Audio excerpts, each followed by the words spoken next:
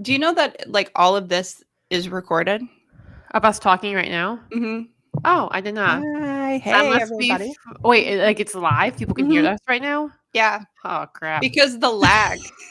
I know. Well, sorry, guys. Here I it should is. have the cardboard sign ready I before know. then. All right. Okay, we're live. We're live. Woohoo! Awesome. Time to make dreams come true tonight.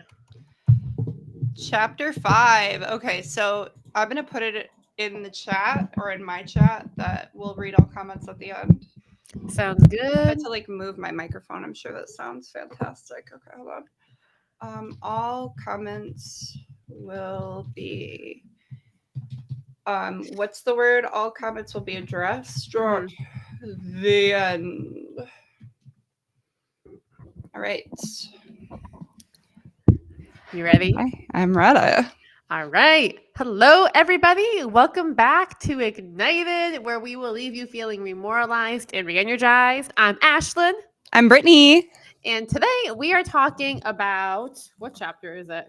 Cutting the interest rate. Chapter 5 of Yes. Punishment Rewards.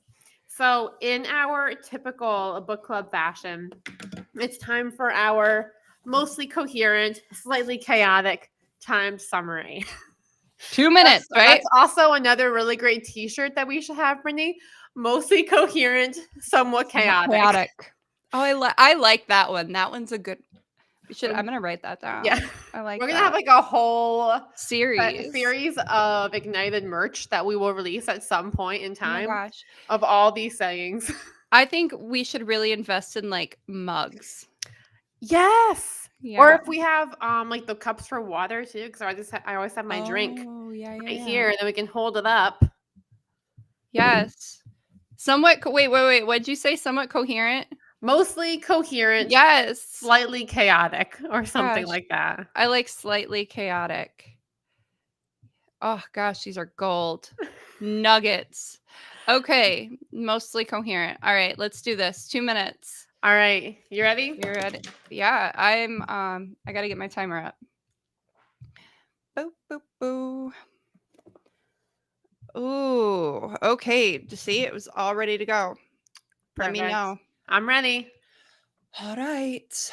Ooh, it started. All right. So in chapter 5 of Punished by Rewards, the chapter is called Cutting the Interest Rate. And in this chapter, Alfie Kohn talks about the 5th reason why rewards fail. And this whole chapter ends up impacting how rewards change the way people feel about what they do. So the two primary ways that rewards change how you feel is that they make something that was once internal feel like it is now a prerequisite to do something. And it also takes away your autonomy. So those are the two big concepts that Kohn ends up unpacking in this chapter. And throughout the course of the chapter, he also addresses things that the skeptics might say. So if they're like, well, rewards should still be used, like they're not that bad, they could be fine. These are the reasons why they are not. So the excuses people might give are that, well, having two kinds of motivation in kids, like intrinsic and extrinsic, that's better than one. And he's like, no, but that's not the case.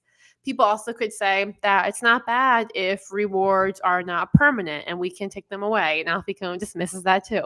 Or how people want goodies, let's reward them. Or let people reward themselves. Or what if we incentivize the right thing? Or what if the thing that we're trying to reward is just boring, so kids won't want to do it anyways?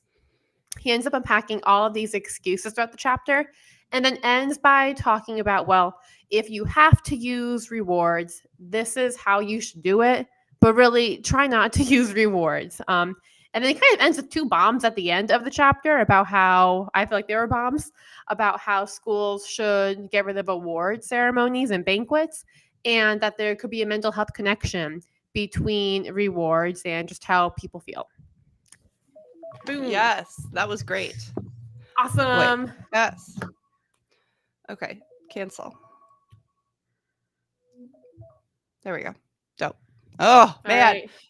Okay, so it's been a little bit since I read this chapter. So, okay, Um, On your mark, get set, go. okay, so cutting the interest rate. It dives into like the big emphasis of why rewards fail, mainly because it kills all motivation to keep doing the the thing that people are being rewarded for. Um, such and it also covers like deadlines, um where the deadline increases stress levels and will make it so that people are no longer as motivated as if it was an open-ended type assignment. um let's see, I gotta look at my notes. um So it goes on to Ryan and Desi's self-determination theory. He dives into autonomy and how giving rewards really kills a person's sense of their feeling of control, because the reward is now controlling them, and that lack of autonomy, which is needed for intrinsic motivation, is completely like removed, and that is how rewards kill intrinsic motivation and makes in our case, students rely on more extrinsic rewards. So rewarding begets rewarding. Um, it goes into like Pizza Hut's Read It, I think it was called Book It, and that 3 seconds. oh geez, when you're rewarding kids for reading, you shouldn't want that. You shouldn't reward them for reading, because then it makes them not want to read. Oh my god, that was terrible. I think that you still pulled out some really great things, and that's not bad for having read this chapter a few weeks ago. Brittany Yeah. can't cheated. She read ahead. Yeah, I Boo. forgot we were doing the summary. Oh man, oh gosh. Ash, you always have my back though. Thank you. Of So course. supportive. You know, I mean, I did just boo you in the middle of our live, but besides that, all support, all love from this side of the internet over here. Man.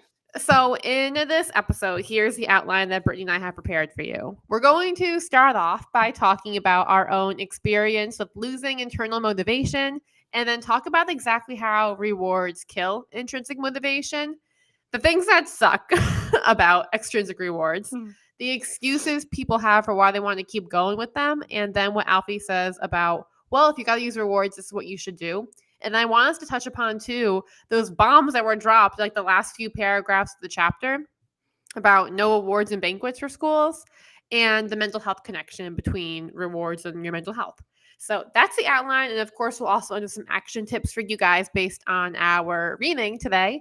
And let's dive into this, Brittany. I'm Yes. excited to hear, especially because you're an artistic person. I know. What your experience has been with losing internal motivation once you're given an extrinsic reward. Have you had something like that? Yeah, specifically with like deadlines. Mm-hmm. When a deadline is put on a project, it almost brings out the procrastination in me, like the stress. Same. Yeah. And he mentions that too in this chapter, that for people who are neurodivergent, it can become so stressful that they end up procrastinating, and then they end up like pulling an all-nighter, and it majorly decreases the quality of the work. And I think that like art school, it's a big one. And if it's really interesting if you consider adding like grades, because grades are, I mean, known to impact the quality of work. So when you add deadlines and you add grades, you're really not getting the quality of like open-ended creativity, where you're just like creating for the enjoy of creation. Yeah, so I think that was something that really stood out to me, in not only in this chapter, but because he's covered this throughout the book, like everything that we've read so far. Yeah, I feel all of that. And I was also thinking too that you might find some parallels. I'd be interested to see if you do with content creation as well. Mm, Because I listen to podcasts about like content creators and burnout that you feel because you're artistic and you're making all of this stuff, but then you kind of put yourself into a schedule where like you have mhm, to post this many times and it can be really stressful. mhm, So I've kind of I don't know, I guess I could say intrinsic motivation has died down periodically, but then I'll mhm, take like a bit of a hiatus from social media and then I'll be right back. I mhm. feel like it's never the ideas. Like I still love the act of doing and writing and having the ideas. I Yeah. feel like it's more the logistical end that drives me crazy. Oh my gosh. Like Yeah. it's not the writing of the story because a lot of my posts are like B-roll footage and I tell a story on top. Mhm, It's not the stories. It's mhm. more of like the cutting and pasting from my notes into Instagram, finding the sound that matches. Yeah, Then Instagram deletes all my edits and I have to do that 3 times because that's just how it works sometimes, you know? That's the stuff that really gets me, like the yeah, monotony yeah. of it. The back end stuff really, Mhm. like, the production, the filming, like you said, the writing, it's all a lot of fun. I would say the same thing, but, yeah, the writing everything, putting the text on, Mhm. it's yeah, or, like, you mess one thing up and then you have to start all over again. But Yep. I think what kills my creativity the most is like the feeling like I have to put it out Mhm. because like I'm riding a wave of either views or I there's this pressure like to maintain oh what's the word Consistency? yeah, consistency and people like investing their time Mhm. like interacting. So, because that's how the algorithm Yeah. works, like, if you stop posting, then it's not gonna make your stuff visible. So, yeah, but I mean, it's the way of the world, right? So how do Yeah. we get away from that? Like, you And can't. that's one of the things I was thinking too. Like it is hard, especially when we get down to the end of the podcast when we start talking about no awards and things like that, Mhm. because it is kind of the way of the world, you know. Yeah. Like if you stop awarding kids, well, kids need like awards for their applications for college and things like that. Mhm. You have to list things that you've done, so it gets tricky, it gets kind of blurry. Something I wanted to mention before we even talk about exactly how rewards kill intrinsic motivation Mhm. is that story that was mentioned in this chapter about the Yeah. old man who was insulted. Remember Mhm. that one, Brittany? Mhm. So, just to paraphrase, the premise of this is that this old man would be outside, and then every day these kids would come by and just insult him and like make all these jabs and Just insults. terrible. I know, And right? then they call him, like, bald. Yeah, Like something like that. like And so then the story goes that the man said, "Hey, tomorrow, whoever can give me the best insult or something will have $1." So the Mhm. kids come by, give their best insults. I forget if it was like every kid who insults him gets $1. Yeah. Every kid who insults Yeah. him gets $1. Yep. And then he was like, "All right. So tomorrow, every kid that comes by will get like 25 cents, I think it was. Was it 25 cents? Yeah, like, because he decreases the amount and the kids are like, "Wait, what?" Yeah. Yep. So it's 25 cents. And the kids were like, all right, well, we'll still go for it. And then they come back, insult him. Then the following day, he's like, all right, so I can only give you a penny now for your Mhm. insults. And the kids were like, ah, it's not worth it. And they left him alone. Yeah. And I can see the way that thought process goes. Yeah. And it's crazy because we incentivize so many things in school. Yeah. So, how you want us to share something, Britt? Um, no, other than, like, I see that in my kids, that you have to keep increasing the rewards, especially if you use a token economy.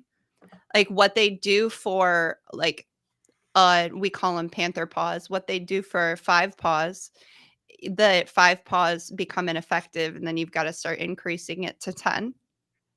And it's the same stuff. I don't Yep. use I don't use that anymore, but it definitely is super obvious, and I guarantee other people who have token economies will say the same thing. Are you not using them with all of your classes now? Because I know you're doing No. the experiment. Oh, you got rid of it for all of them. Yeah. I'm still doing, I call it Class Dojo, but it's not Class Dojo. It is a group-based reward.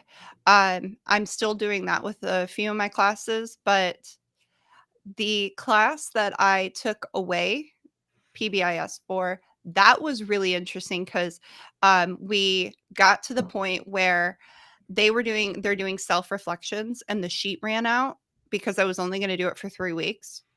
And I saw that the sheet ran out and I'm like, "Oh, well then, like this would be the end of the system." Like I didn't go back to PBIS because this was just I was testing it out. Mhm. And I talked to them about it and a couple of the kids wanted to go back. So I'm like, "Okay, well, why do you want to go back?" And it was because the kids that were really distracting, they felt like they weren't the kids that wanted to get rid of the new system and go back to PBIS felt like the kids that were cutting up weren't being consequenced because I removed those points. Mm. And so they felt like everybody was receiving the same treatment even though like they were being good and the others were being not making good choices. And I thought that was really interesting because it it like makes the kids feel like they're getting revenge almost on the Vindicated kids. almost. Yeah, yeah. Like so I did have to address that. And we've talked about this before where like, okay, well, the kids that are cutting up, they have to review expectations during their lunch and recess because that's the only time I have available. So I think the kids that were being, God, I want to say well behaved, but that's Mhm. poor language. I don't want to use that. The kids that were doing what I needed them to do, they felt better when they found out that those kids that were cutting up were going to like have to be in for their recess. Mhm. But that was the only reason why they wanted to go back to the old system. And that makes sense too, given the research that we've been doing in this chapter, Yeah. because it instills a kind of competitiveness, you know? Mhm. And Mhm. because we have this false dichotomy of, well, you're either punished or you get away with it. Yeah. Yep. And truthfully, like even like getting away with it, in air quotes, I'm putting it Mhm. in, I feel like you don't get away with anything because the behaviors that you have become the habits that you build, and that becomes the kind of Mhm. person that you are. Yeah.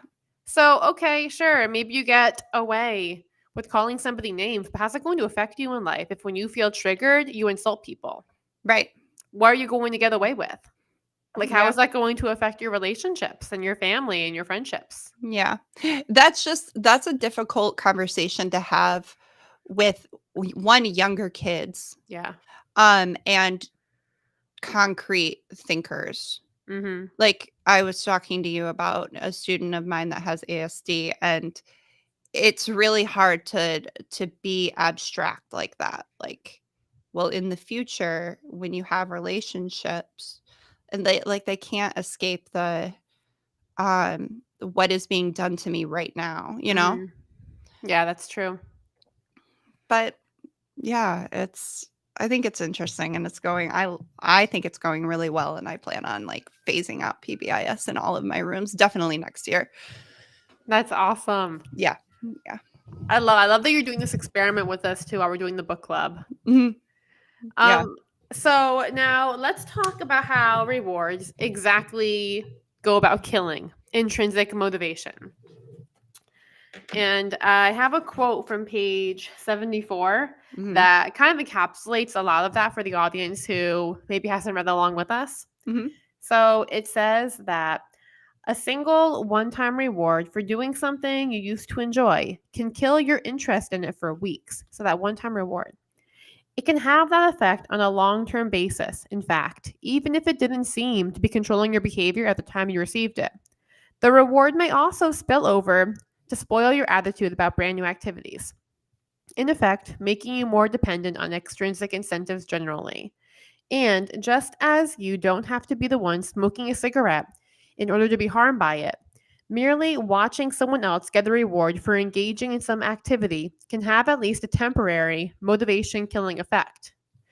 End of quote, which is also very timely considering what you were just talking about Mhm. with the kids seeing PBIS and now not seeing it. Yeah. Yeah. Um, I highlighted that too. The merely Hmm. watching someone else get a reward for engaging in an activity can have at least a temporary motivation killing effect. Like that's crazy to like embody that that experience that's happening to somebody else. Hmm. And when you're in such a saturated environment, like a school that's really doing PBIS with fidelity, um, that's just so motivation killing. Because not only are you rewarding the student, but then they're witnessing another, their peers being rewarded. Hmm. And it's just like the entire basis of your existence as a student is to just get these tokens. Yeah, Like, it's not to learn or to engage in, like the curiosity and the creating. It's to be able to shop at the school store exactly. And for that's a that whole Gatorade. a Yeah. Gatorade. Yeah. That's the whole prerequisite effect of how rewards make the task feel like a prerequisite. Hence Oh, the yeah. decrease of intrinsic motivation. Because how often, like, how much care do you put into the prerequisite of something? Exactly. And then there was a quote from page 69 that kind of goes into that. But intrinsic motivation remains a powerful predictor of how good a job someone will do in the workplace or how successfully he. Oh, no, that wasn't it. But I mean, that's true. Intrinsic motivation is a very good predictor of how good someone will perform, whether they're in the workplace or they will learn in school. And I think that's across the board understood, right? Like everybody, if every teacher could build intrinsic motivation, of course we would. But it seems so complicated, you I know? also feel like it's depicted to be so complicated because extrinsic rewards are painted as being so easy and simple. Mhm. And they're so Yeah, common. yeah, I don't know if it was in this chapter or if it was something else I was reading, but the effort it takes to tell somebody, well, if you do this, you'll earn that, mhm, is no more effort than to say, you should try this instead. Or what if you did this? mhm. Yeah, I don't know if that was in this chapter or not, but the language is not super complicated. It's just a different thought process entirely. And mhm, as a teacher, you kind of have to rewire your brain out of that, mm. which I'm sure you probably felt as you're going through the process of getting rid of rewards. Yeah. And it's really interesting because one of the students that I had today from that class in their like lunch detention, I process all of my expectations with the student and what they did to be like reviewing expectations with me.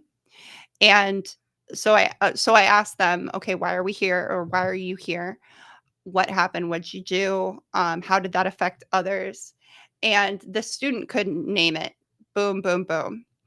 And then like I got into like the nitty gritty of the behavior. Like why is it happening? Hmm. And is it anxiety? He said it's my ADHD. I'm like, okay, well, you're making noises. Is that ADHD or is that anxiety? And he's like, well, it's a little bit of both. And I'm like, well, how does it feel? He's like, well, during that time, it feels like somebody's staring at him. And it's during my 10 deep breaths, Hmm. which everybody's quiet and we're taking 10 deep breaths together, which it's like a big trouble moment for kids with severe anxiety because a lot of them feel like, well, people are looking at me. So having that opportunity to pull him in, instead of just taking his points, Hmm. like I got to the root of the problem. And then I was able to offer solutions like, okay, well, you know what? Put your hoodie up, put your head down. And he's like, well, then it hurts to breathe too. And I'm like, well, then don't breathe with the video. Just chill. And he's like, okay. And he left that meeting like with actual solutions, Yeah. you And know? that's the thing too. You have to do that stuff or nothing's going to change. You're just going to Right. keep repeating the same cycle. Yep. Yeah, which wouldn't have happened if I would have just taken all of his points, which Mhm. is like pretty much the go-to consequence for the PBIS, you know? Yeah. Exactly. Or not give points. Mhm. Mm. That's also the case in some schools. That's what it would be. Yeah. I'm not gonna give you the points, but Mhm. it's the same thing. It is the same thing. Yeah. Like Um, I also wanted to hear about, especially with your background in self-determination theory, mhm. about the lack of autonomy that happens with extrinsic rewards and how that's another factor of why they kill intrinsic motivation.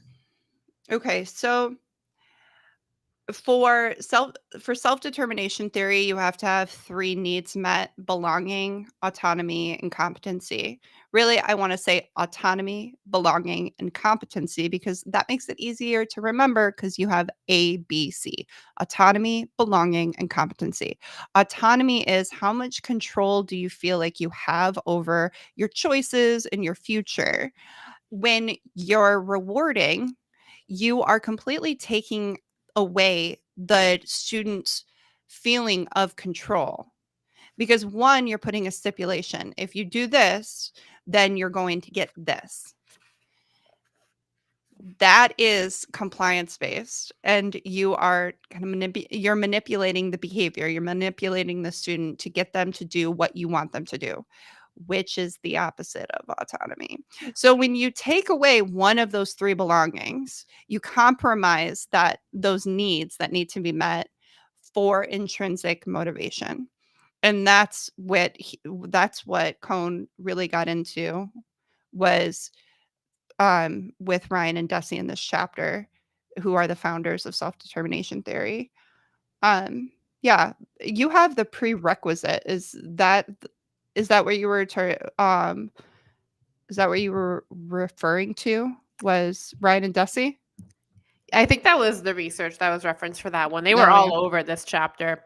Yeah. But no, autonomy is huge. Mhm. And even just as an adult, thinking about jobs I've had where I felt very micromanaged, like it kills everything. Yep. And then we're surprised when we see that play out with students.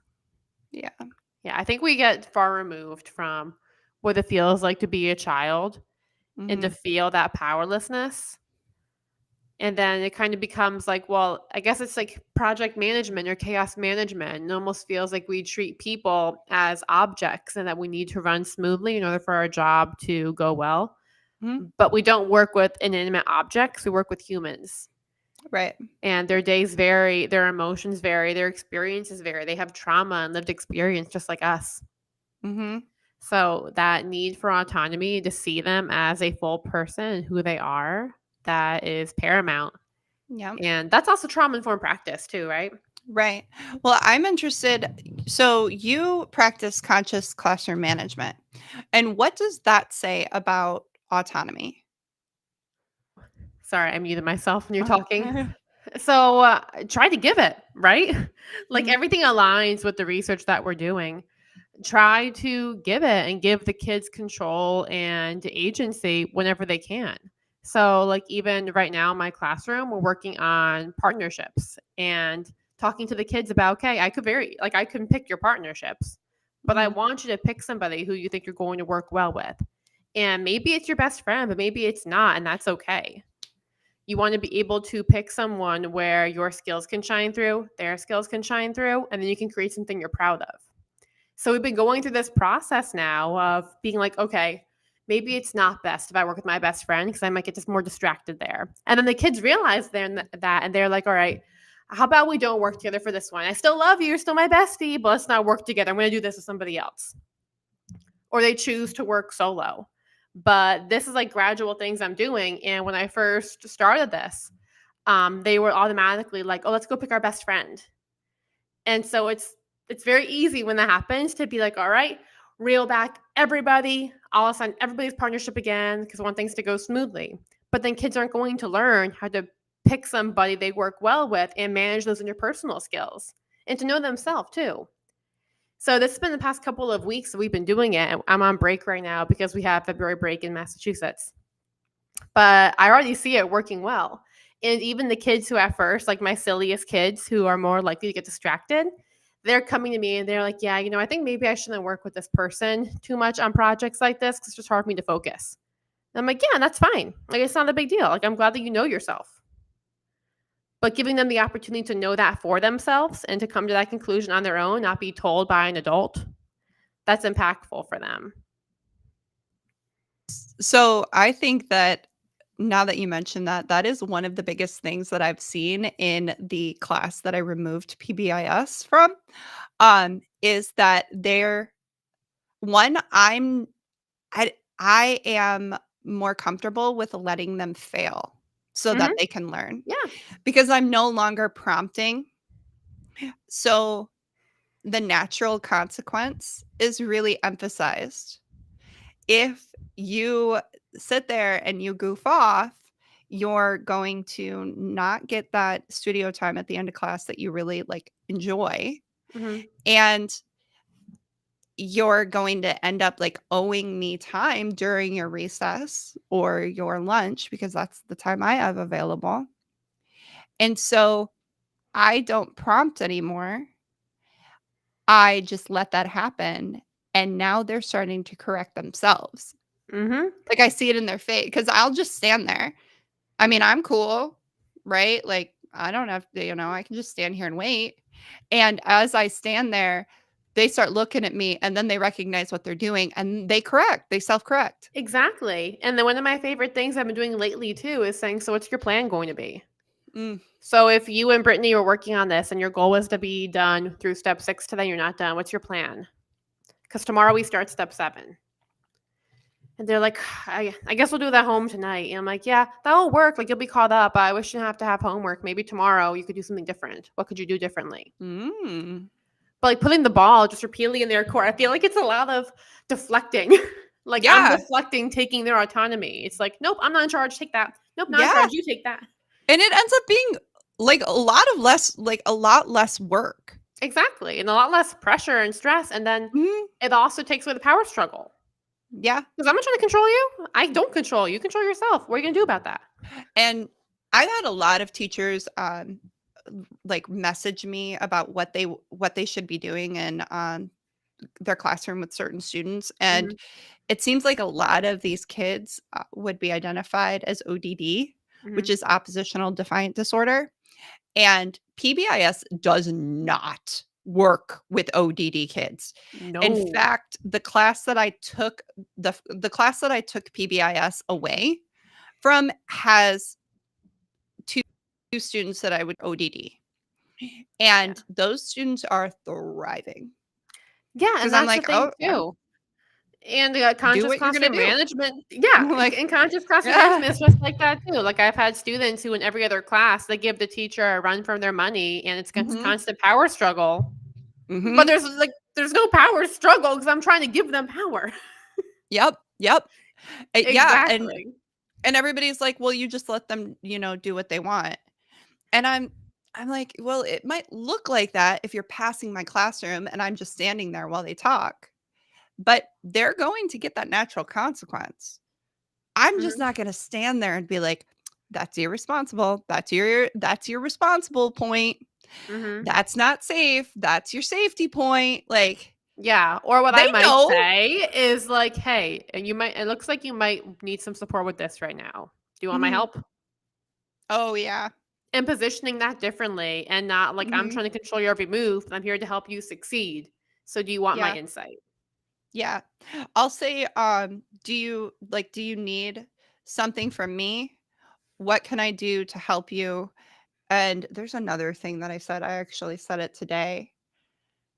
I can't remember. I'll think of it. But yeah, if I say like those really commonly iterated phrases, Mhm, like, "Do you need help?" It almost turns my students off. So I do try to rephrase it so mhm. that it's just not like triggering. Yeah, no, that makes complete sense. And I don't know how often I say, "Do you need help?" I feel like I do phrase it a Mhm. bit differently. Yeah, But you have you to know did. your kids Mhm. and figure out, like, what they respond to. Like, Mhm. I know I have one student where if I audibly say anything about help, they're gonna shut down. Yeah. But if I write on a sticky note, they'll circle Mhm. something. Oh, Like, yeah, "Yes, that's a please good talk to me in idea. the hallway." But they want to Mhm. be very much under the table because they feel judged or they Mhm. feel very on alert with how people might think about them. Yeah, self-conscious. Yeah, Mhm. yeah. So then let's talk about some of the excuses then for why people would still want to stick with their rewards. Okay, I'm getting to those notes. So the first one was that, well, having two rewards or two kinds of motivation is better than one. Yeah, motivation must come from outside the individual. Hmm. What page are you looking at? Um, Rewards. but if we just that heading, it starts on page 81. Okay. I see it. I highlight so many things because it's just so everything's important. Okay. I know, right? Yeah. Everything should be capitalized. Yeah. Okay. So quite clear is that things don't always work this way in the real world. You can combine different forms of control to make people less motivated, but it's not so easy to combine intrinsic and extrinsic motivation to make them more motivated. Exactly. That also Yeah. just seems unnecessarily complex. Say that again? It seems unnecessarily complex. Yeah. You're Like, thinking too much about yeah, it. exactly. Mhm. If we have to spend that much effort, why don't we just meet the needs? Right. I know. Exactly. And it's really kind of crazy because recently I posted a video that's gotten a lot of views and people just think it's impossible. Like people don't think it's impossible. People either think that it needs to be highly funded. Like we can't meet needs unless you're buying expensive timers and stools and which I did post some pretty high end, items. But you can meet needs just by using your body language as you speak, because then you're engaging those visual learners along with the auditory learners, And there's so many kind right? of Like, hacks around it too, I'm thinking, because I'm thinking of the video that you posted, which you all should check out, by the way. Brittany went viral last week, which is awesome. yeah. Um, but she had a visual timer on her board. Mhm. You could just project a timer on Google that's counting Yes. down. Yes. Or she showed these wobble stools. Just Mhm. have kids stand up Yep. and move Or around. put a cushion underneath them. Yeah, like a It pillow gets or the something. same, yeah, like it Or gets vestibular. Oh, go. um this I've come across on accident because this is just I need to update things. Mhm. But those little tennis balls, if you cut them, put them on the Mhm. bottom of a chair. Mhm. If you put them on opposite legs, the kids can wobble. The Oh, cost of two yeah. tennis balls. Yeah. That's a good one. Well, I've come across that by accident because now my tennis balls are old, so they're falling off. So it looks Uh, like somebody's come to play tennis in my room and just like abandoned a few tennis balls every single day. that's But hilarious. yeah, that's like an alternative option. And we're teachers, we're creative. Like there are Yes. ways that you can make things happen. Not okay, so I have a really good one that I just learned about. Hmm. You can go to a bicycle repair shop and request old, bicycle tubes, and you can tie them around the legs of desks, and the kids can use those for, like, to rest their feet on or to kick back and forth. I think I have exercise bands tied to mine, and the kids rest their feet on it, and then they can, like, press them. Yeah. Um, but it doesn't need to be an exercise band. Like, I just emailed the bicycle shop by my house, like, "Hey, can I get some tubes?" And they were like, "Absolutely." Like, they're just gonna throw them away. Yeah. Take old bicycle tubes and tie them. Like, there are just so many ways. We're creative to meet needs. And kids might be creative too. Like ask them. Mhm. So this is what I got. What do you think we could do with it? Right. And then watch some of the stuff they come up with. I've been blown away by things. Like even in my class. So I have my students start off my class periods every single day. And they guide the class in a bell ringer in the morning, which is going over a vocabulary word. So we have our word of the day. The kids all write down in their little journal. And then we share the example, non-example, and say the word 3 times. So it's this whole protocol. The kids know it by heart. And then one of my kids came to me who was leaving the class. and they were like, "Hey, would it be okay if I change up the bell ringer a little bit to have it be more interactive?" And I was like, "Absolutely." And she Mhm. was like, "Do you want to know what I'm going to do?" And I said, "Nope. Surprise me. Let's see what Do you come it. up with." And she Mhm. had the class standing up and acting out the word with her. Oh, that's beautiful. Exactly. So Yeah, kids come up with great things. Just give them a chance. you're right, and not only that, like, that's something that every teacher could do, act out the word, Yeah, true. because that's gonna get your kinesthetic kids, Mm-hmm. the kids that have to move well, I mean, honestly, anybody it works for anybody, whether you're a kinesthetic learner or not. If you pair emotion with a word, then you're going to remember that word. Like, I have kids that I had in, lower L that are now in middle school that I did all of the ASL signs for all of the elements of art. They Mm-hmm. can still tell you the elements to this day. Now, I mean, you're talking about 4 or 5 years later, and they can do the movements with them. Yep. Me too. I haven't done it in a while actually, but I could do all of the ASL movements with the elements. Yeah, I'm thinking of like the little games they used to play in the school bus, like the clapping thing, the Oh, different yeah, things yeah, that you yeah. would do Like with the your do do hands. do yeah. Uh-huh. Like I still remember like all these different movements that we would do. Mhm. And like the chants. Exactly. Mhm. I don't know the last time I said that. It's been probably decades Yeah. since I've even said that, but you remember it, Yeah. which is cool. Yeah, it makes me think I should do like a dance that just gets Mhm. added on to, and we have a dance move for each word. Yep. That'll be fun. The kids will hate me for doing that. They're gonna love me secretly, but they're gonna Yeah. be like, "We have to dance out the word." Ew, Cringe. but I kind of enjoy it because it's funny. But Yeah. I won't tell you that. Right. I hate Exactly. this. Okay. Yep. But then they come and they show you their dance moves at the end of Yep. class. Yep. Or they're talking about it at lunch. Exactly. Showing Totally. you their friends in the hallway. Uh-huh. It's awesome. I had that with the latitude and longitude dance. I had the kids make up their own dance move for latitude and longitude. It's like a quick little ending things. Yeah. Some of the kids made the funniest things. They were like, latitude. And they were like Yeah. shaking on the ground and longitude. Reverse order, but doing That's all cute. these moves. Yeah, they were funny. So anyways, other excuses are that, well, the rewards are not bad if they aren't permanent, but they are because you're still changing the way people think and function. Yep. And is that where the quote came from? Like, even if you get a reward, if you get one reward, it impacts people's motivation for a period of like 3 weeks. That is not where I got it from, but Mm, like this whole chapter is talking about this. yeah. So Um, I have a quote from this section. mhm. Um, Richard Descharmes realized that the truth is quite different. Giving someone an extrinsic reason for behaving in a certain way changes the whole event. It does not just add a reward. Yeah, The gestalt has been shifted. The perception of the task and of one's motives may no longer be what they were. So, like, it changes the entire perception of the task just by one exactly. reward. And even before that, the same paragraph, page 82, it says, second, the practice proceeds from a model of human behavior that assumes we can do something to an individual, and then once we have stopped doing it, be Mm, assured that there is no lasting effect. Rather, like moving a piece of furniture into someone's living room and then moving it out again without having changed the room itself. And that stuck with me because I still remember small things that my teachers have done over the years mm, that they probably didn't remember at all, but things that stuck with me. yeah, And not necessarily for anything, just because like it stuck with me. I remembered that. And yeah, so who are we to say that that moment when we do something and stop is not the moment that sticks with somebody? mhm, You know, we have no idea. right. And we're dealing with children.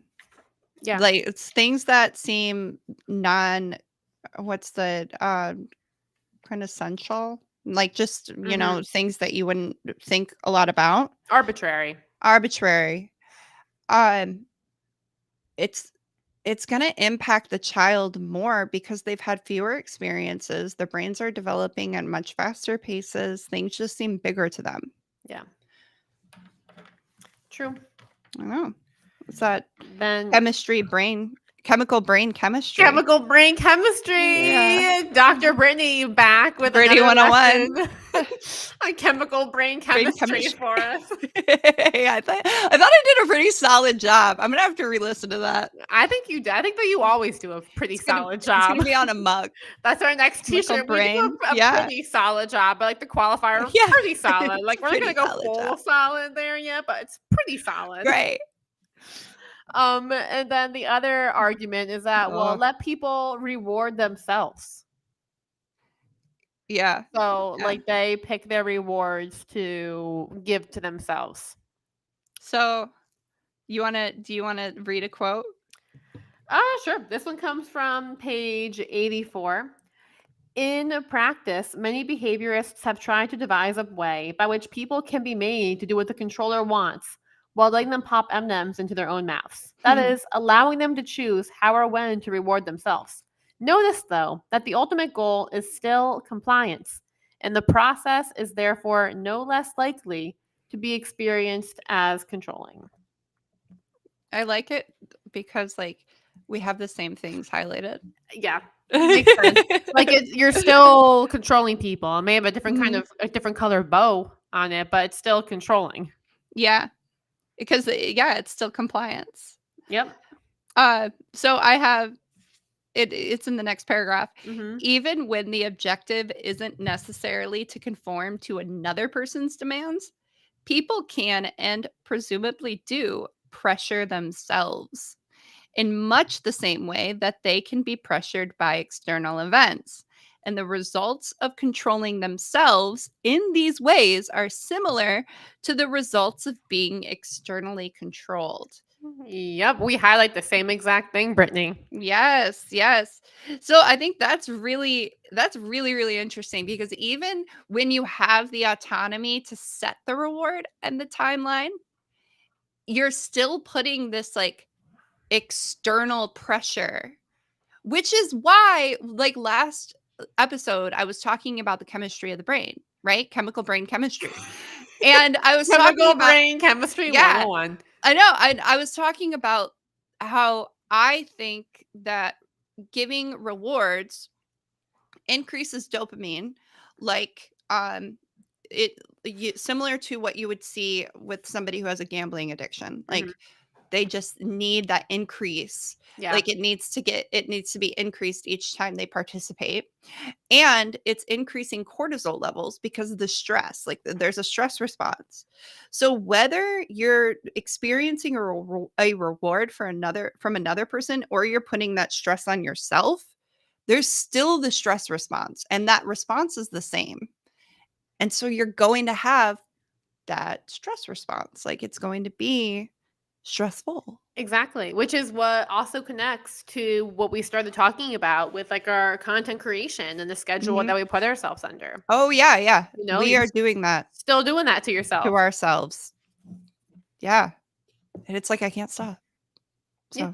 So Neither Did you can I. see Hold on, did you see my story I posted and it's this chick that's drinking tea and then the caption is every this is kind of morbid, but every body on Mount Everest was a highly motivated person that wanted to climb it. So I don't want to say that. I feel like that's really morbid. But it's true. That was you can have all of these goals and really be motivated, Mhm. but you've got to just kind of chill out and, let yourself enjoy the experience, which I think is hard if you're putting all of this external pressure on you, you know? Yeah, that's true. That's good to hear too. I know. I know. Good reminder, just I slow should have down, sent take it that to easy. you. Yeah. Yeah, truthfully, as somebody who creates content, I am not somebody who scrolls frequently. Oh, Hopefully, the yeah. algorithm does not hear me. But yeah, I do Yeah. not typically watch or scroll too much. I post in DMs. I love people. I've really done a good job of curating my content. Yeah. I'm constantly learning. Mm-hmm. But it's easy to get sucked into the wrong side. Oh, Instagram. yeah. Or just get sucked into being on your phone for a long Oh my time. gosh, yeah, especially, like, I'm going through an ADHD flare-up right now, Mhm. and it's really hard because that is, like, it's addicting for people with ADHD, like, it is like, just that scrolling Mhm. with, like, the visuals. Yeah, it's hard. That's my, piece of advice. If you have ADHD, get off your phone. Yep. Good advice, Gretchen. It's Good advice terrible. for everybody too, honestly. Yeah. Yeah, yeah. We say as we are broadcasting onto somebody's phone right now. Yeah, I know, You but can you're wait till not the end of the scrolling. episode. True. Yeah, you're True. not scrolling. This is, educational. That's true. Yeah.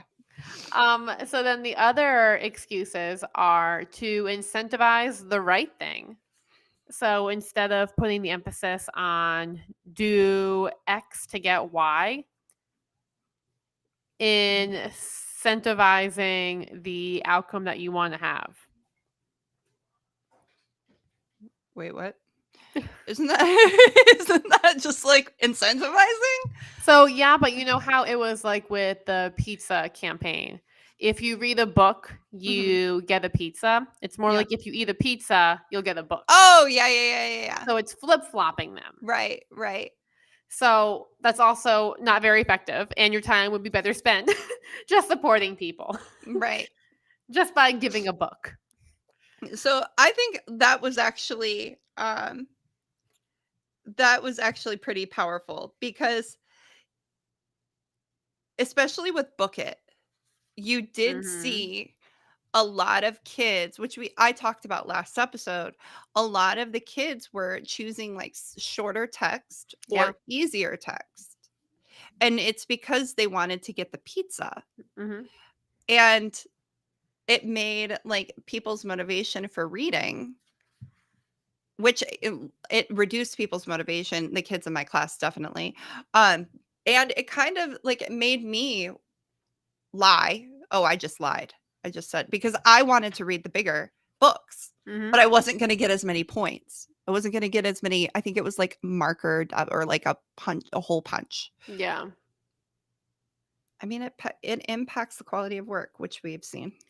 And then the other side of that coin is to reward how well somebody does something, which the argument is coming from page 86 that says, as Richard Ryan puts it, by making a goodie contingent on performance, not only do you control what I do, Mhm. but you control how well I have to do it before you reward me. A situation more destructive of autonomy and therefore of motivation than one where the reward is provided without reference to the quality of performance. Yeah. Well, I mean, making a goodie contingent on performance is incredibly subjective. Hmm. Like, who's determining what is good and Hmm. what's not? Or even if it doesn't need to be good, it just needs to be like mediocre. Hmm. And then the final excuse is, well, what if the thing is boring? Well, I mean, we've like the envelope licking example. Like if it's Hmm. a monotonous task, then yeah, it's going to be effective. But the problem is, okay, so you give, 5 tokens now. Are you willing to give 10 tokens later Hmm. and then 20? Because that's what's going to be required. That's what's going to happen. They're going to, it's not going to be as motivating unless you increase the reward. Yeah. And then the other thing too is that we undermine like the creativity it can take to do something that's boring. So if you have to do something boring, well, how do you make it more engaging for yourself then? Oh, yeah. And that was something mentioned. And then they also gave us a formula by Deci on page 90 that, let me find it, says first, Oh. it's a three-pronged approach.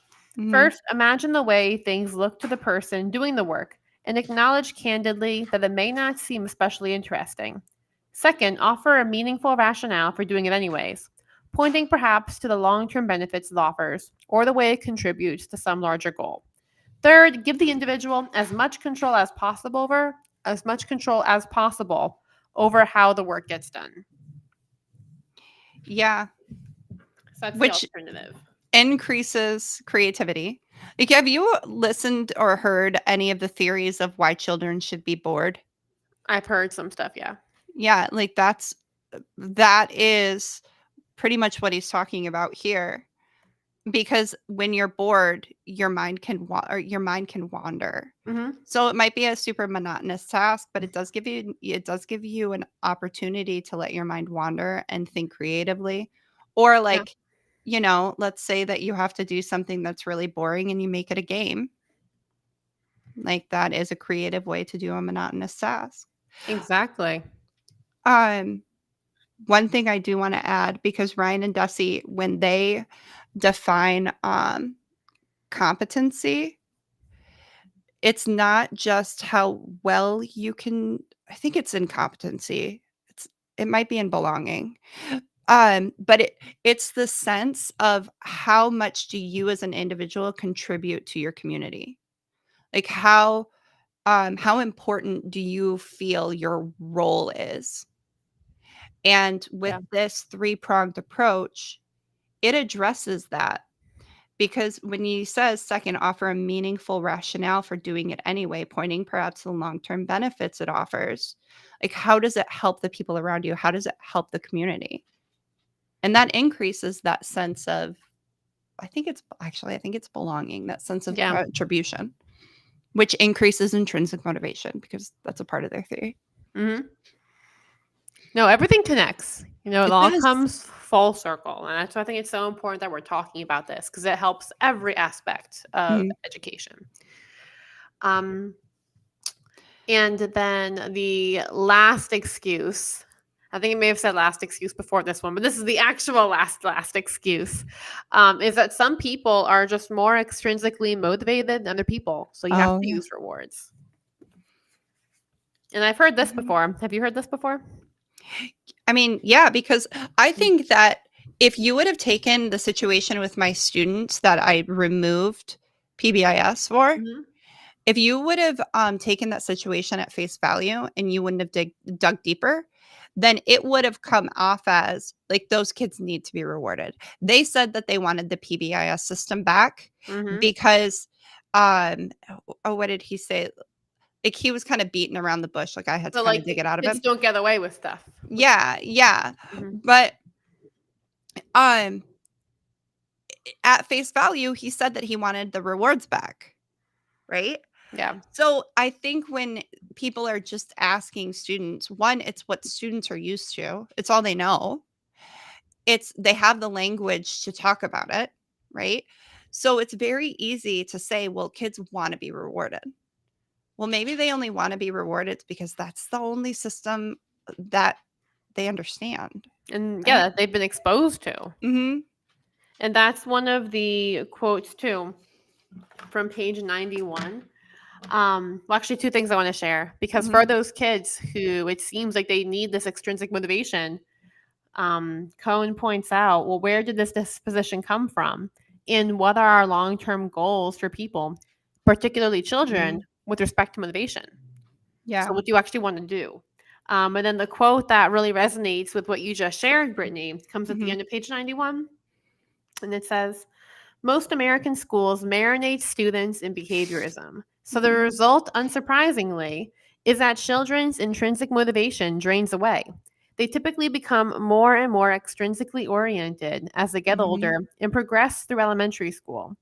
For us to turn around and say to of those students who are particularly dependent on extrinsic motivators that this is just their motivational orientation or learning style, something to which we must reconcile ourselves and to learn we have to respond by providing more rewards seems unsatisfying to say the least. And I'd like to highlight that behaviorism isn't a learning style. Mhm. It's a way to it's a way to get students to comply, Mhm. to behave. Like a learning style is how do you absorb information and what do you do with that information, right? Like if anything, rewards just are the antithesis and how do I say that? Antithesis. Antithesis of, yeah, of learning style. Yeah, true. So then last couple of things would be, well, if you still are like, well, I want to use rewards and I want to keep them going, which I feel like, I don't know, if you're been listening to our I podcast know. every week, I feel like that's getting weaker and weaker. Yeah, And it's like like you're holding up a flag that says rewards and you're like, oh, lower. We yeah, can make a comic strip of that at the end getting of this real section. heavy. Yeah. Exactly. So then this is the advice from Alpie. Make them as private as possible. So if you're going to Mhm, reward the kid, do it on the DL. Give them after the fact. mhm. Have no contest for getting the award or reward. Make them as similar as possible to the tasks. Like if the Yep. kid reads a book, give them another book. Yes. And give them as much choice as possible about how they earn. And then immunize against the motivation killing effects that rewards have. So, like, tell kids about what happens and try to prepare them for that. Or just don't do it. Or yeah. Yeah, so I wanna actually read this quote real quick. Mhm. Um, where he's talking about try to immunize individuals against the motivation killing effects of rewards.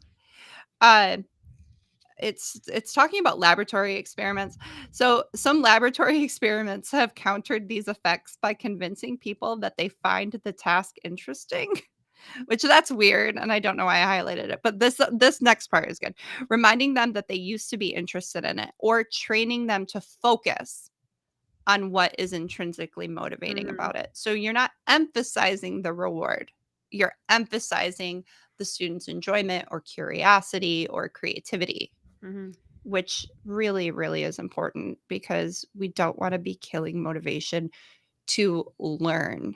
Like that's Exactly. I think that's what needs to be emphasized. Like we're not talking about motivation to lose weight. We're not talking about motivation to quit smoking. We're talking about motivation to learn. Or to be a kind citizen. Oh yeah, yeah, yeah. Yeah. Because that's what I feel like a lot of these systems are. It's for behavior management, right? So Right. it's about like how to be respectful, how to be kind, Mhm. how to be Citizenship. cooperative. Yeah, citizenship. Mhm. Everything it all makes sense. Like when you learn Mhm. about all of this research, then you see the landscape we have, which connects perfectly to Yeah. the last two bombs that were dropped at the end of the Oh, chapter. the mental health. Yeah. Yeah. So, and then the awards and banquets. I know that we're going to get more into rewards and school and grades and all of that stuff in the Mhm. upcoming chapters. But it was mentioned that how schools should turn away from using awards and assemblies. So the Mhm. quote I'm thinking of comes from page 93. And it says, more important, it turns students into rivals, creating an atmosphere of hostility and sabotaging the possibility of cooperation that leads to higher quality learning. Finally, in an organization or school that cares about excellence, there is no place for awards, assemblies, or banquets. These might be defined as public events that instantly transform most of the people present to losers. Either people do Mhm. not take them seriously, in which case there's no reason for them to exist, or people do take them seriously, meaning that watching someone else get an award is a powerful demotivator, in which case, again, there is no reason for them to exist. Yeah. I think as a kid who had severe ADHD, I knew that I was never going to get the reward. Hmm. At that time, I didn't know it was my ADHD. I just thought I was stupid. But I knew I wasn't going to get it. Yeah. So I was like, okay, F everybody. I'm cutting up and I'm ruining this whole thing. Because I was pissed because it wasn't fair. Yeah. And that explains what you see too, because I feel like it's always chaos management at assemblies Yeah. like that. Oh yeah. Yeah. Um, and my question for you is how do you feel about awards for like everybody in your class for different things? Like the end of the year award Not even ceremonies like or necessarily end of the year, like halfway through the year at the quarter mark or something. we don't give awards Mhm. at the quarter. Um, because we are center based, Mhm. we don't emphasize grades. We can't. Yeah. Like, we emphasize social emotional learning, and coping Mhm. and regulation, which that's the goal of our kids. Our kids are there to learn how to act responsibly in their general ed setting. So we're going to transition them back. Their grades are the last thing that Yeah. they or anyone else is focused on. And a lot of our kids have severe dyslexia, um, which you see a lot because I think it's not this book, it's Daniel Sobel's The Inclusive Classroom. Mhm. Talks about the correlation between um, like dyslexia and language processing Yep. and incarceration. And if you look at like a prison, almost 95% of those people can't read. It's staggering. Hmm. Yeah, I did research on that last year. It's Yeah, because they don't have the skills to succeed in like, and with, oh God, it kills me with how much technology we have. There should be no reason a person who's dyslexic can't be on level, ground with someone who's not. Mhm. If we're sending like people, if Elon Musk can go to the moon, right? Mhm. Or space, like my eighth grader with dyslexia, shouldn't be holding them back. Yeah. Oh, Yeah. that's my soapbox. I'm right with you on that soapbox, Chris. Yeah.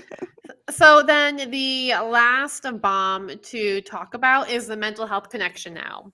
So let me find the quote about this.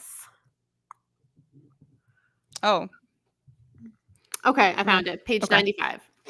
So, our sense of ourselves as basically competent and worthwhile, of being able to have an impact on the events that shape our lives, in short, our mental health, is in jeopardy when extrinsic motivation displaces intrinsic. Recent research corroborates this by indicating that extrinsically oriented people, presumably as a result of having been subjected to extrinsic environments, tend to be more depressed and to feel more helpless than intrinsically oriented people. When things aren't going well, their reaction gets even worse. Helplessness is an understandable reaction, given that someone else is in a position to decide whether or not we get the reward for which we have been working. Yeah. I would say that's what I was experiencing as a kid with severe ADHD when I'd go to those award ceremonies. I felt like it was completely out of my control and it wasn't fair. And that's why I cut up. Hmm. And it did impact my mental health. It impacts, yeah, Yeah. And you see it play out in kids. Like you see the turmoil like on their faces. I know. It's really sad. Yeah. So I feel like that was a big bomb to drop in like the second Yeah. to last paragraph of the chapter, but I think that we're probably going to be getting into it more as the book continues. Oh, it's the next chapter is the praise problem, which Mhm. like watching his workshops, this really gets me because I have a daughter, right? And she's a toddler and I feel like you praise everything. Mhm. Like good job not falling. Like good job watching your feet. And I've stopped saying good job, but it's so natural. Yeah. Yup. So Mhm. that'll be a fun chapter to Yeah. dive into. But what would you say then your action tip would be for teachers or caregivers after reading this chapter, Britt? I want to say I'm on a big kick of like we need to abolish grades. Mhm. So I think that education reform is absolutely necessary, right? I think everybody agrees. And we need to start organizing around these principles that's like in this chapter where we're really killing kids' intrinsic motivation to learn and to be, good citizens. Um, I think the biggest impactor of killing kids' motivation to learn are grades, and they're unnecessary up until like 8th grade when you have to have grades for high school because it's preparing you for higher ed, right? you don't need grades in kindergarten or first grade or second grade or third grade. Like you don't need grades in elementary school. And I think we need to get rid of them. So let's organize around that. All right. Love that takeaway, Britt. Yeah. And then my takeaway would be to not underestimate the student. So, whether that be their creativity, what they're capable of, their competency, how much autonomy they can handle, how much intrinsic motivation they have, don't underestimate. Instead, if you're unsure, ask questions and get to the root of what's going on. Kind of like Brittany did with the students who want the PBIS back. Get to the root of what's happening and don't underestimate. Yes. That would be my takeaway. So that's today's episode then. All right. I like it. I just realized I never hit go live on my Instagram. Brittany. I asked you. I know. The words came out of my mouth, girl. I thought I did. Are you live on Instagram? Yeah. I'm live on YouTube. Well, at least one of us got out there. I'll have to tag you so people can see. Yeah. On your profile too. That's so funny. Man. Look, I'm watching our reaction right now. I'm watching your reaction on my Instagram that never went live. It's terrible. Okay. Sorry about that. My APEX gotta work on that. No. That I think it's funny. It's endearing. Man. Thank you, Britt. Thank you. Yeah. All right. Well, that is another episode of Ignited. Sorry. That's really funny. Well, we hope we left you feeling remoralized, re-energized, and until next time, have a great week. Bye. Bye.